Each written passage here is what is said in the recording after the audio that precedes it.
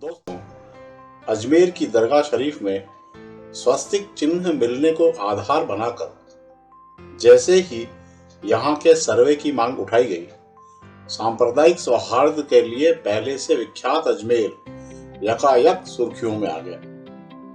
अधिसंख्य TV media ने जिस ढंग से इस मसले को सनसनीखेज बनाने के लिए धमाल मचाया, तो ऐसा लगा मानो तूफान आ गया है। यह सब तब हुआ जबकि दावे का साक्ष्य ही पुख्ता नहीं था।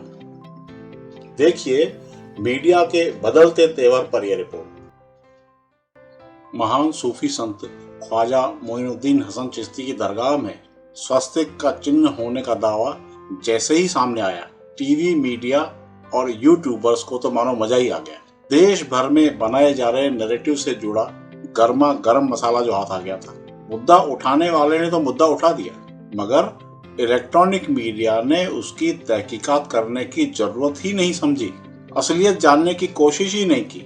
बस आरोप को हाईलाइट कर दिया और साथ ही दरगाह से जुड़े व्यक्तियों के बयान ले डाले। बन गई मसालेदार स्टोरी। कुछ ने हालांकि बाद में यह तो साफ किया कि दावा सही नहीं है, दरगाह परिसर में कहीं पर भी स्वस्तिक का निशान नहीं है। फिर भी वीडियो के थंबनेल ऐसे बनाए जिसे देखकर आप भौंचक के रह जाएंगे। एक ने हेडिंग दिया कि मंदिर तोड़कर बनी थी अजमेर शरीफ दरगाह। दूसरे ने लिखा कि अब अजमेर दरगाह पर गिरी गाज, एक्शन में गहलोत। तीसरे ने लिखा है कि अजमेर शरीफ दरगाह बनेगा शिवालय। हिंदूवादी संगठन के सबूत से मुस्लिम मौलानाओं के उड़े होश। चौथे ने लिखा है अजमेर शरीफ में शिवालय। पांचवें ने लिखा है अजमेर की ख्वाजा दरगाह पर बवाल।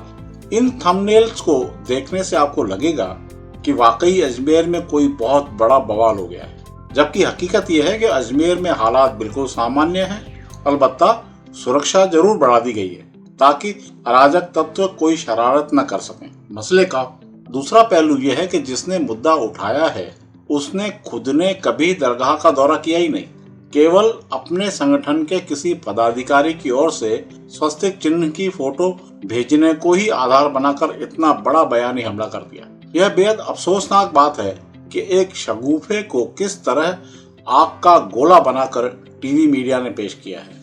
दावा भले ही झूठा हो, मगर टीवी मीडिया ने जो भूमिका अदा की है वह बेहद शर्मनाक है।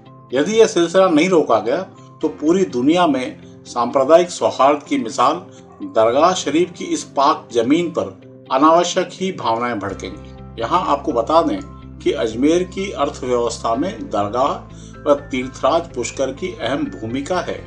जायरीन व तीर्थयात्रियों के बड़े पैमाने पर आने की वजह से न केवल खादिमों व पुरोहितों की आमदनी होती है, अपितु आम हिंदू व मुसलमान को भी रोजी रोटी मिलती है।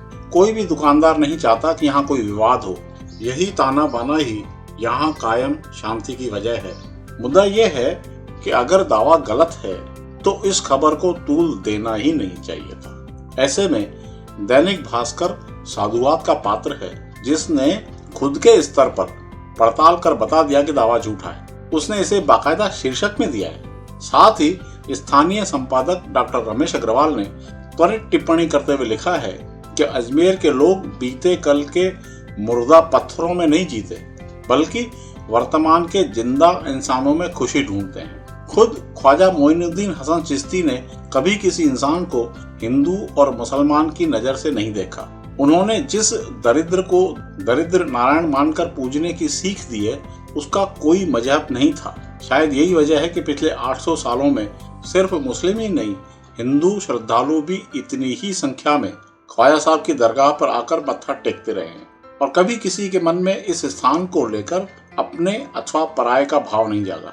हमें विश्वास करना चाहिए कि जब तक इस शहर में ये जज्बा कायम है, मंदिर और मस्जिद के पत्थर उनके सुकून के समंदर में लहर तक पैदा नहीं कर सकते। कुल जमा बात यह है कि लोकतंत्र में हर व्यक्ति को अपनी बात रखने का अधिकार है। हर वैचारिक संगठन को अपना मंतव्य जाहिर करने का हक है, मगर मीडिया को न केवल तटस्थ रहने की जरूरत है, अपितु यह भी कोशिश करनी चाहिए कि सौहार्द कैसे कायम रखा जा सकता है।